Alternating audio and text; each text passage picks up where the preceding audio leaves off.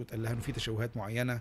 فلما باعمل الفحص بيطلع الطفل كويس. هل حصل معاك قبل كده إن الأم كانت مجهّزة نفسها وعاملة anomaly scan أو عاملة فحص تشوهات واتقال لها إنه في تشوهات معيّنة في الكلية، في الحالب، في القلب، وعند الولادة طلع البيبي كويس وما كانش فيه مشكلة والفحص ده ما كانش مضبوط، هل حصل معاك حاجات زي دي قبل كده؟ هو بيحصل كل يوم الحقيقة. عظيم تمام، جدًا. يعني خصوصًا المثل اللي أنت ذكرته، معظم الأمهات بتيجي في اتساع في حوض الكلى، في مشكلة تانية، كان هو ده يمكن الmost common اللي إحنا بنشوفه كل يوم.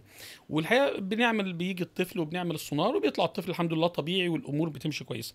وأكتر من الحقيقة أكتر من anomaly أو أكتر من مشكلة في الfetal screening سبحان الله قد يتم تصليحها، قد يكون هو بالسونار مش شايف كويس، أو قد يكون اختلط عليه الأمر، ولكن لما بنعمل الفحص بعد الولادة لا الحمد لله. لان انا المستشفى اللي شغال فيها هي مستشفى ولاده واطفال، فعشان كده انا عظيم. بتعرض للي انت بتقوله كل يوم. يوميا عظيم. بشوف اطفال مولودين، الامهات بتبقى جايه وقلقانه ومعاها الانوال سكيم موجود عندي على السيستم وبشوفه. فلما بعمل الفحص بيطلع الطفل كويس، ومشاكل القلب ومشاكل كتير جدا يعني الحقيقه.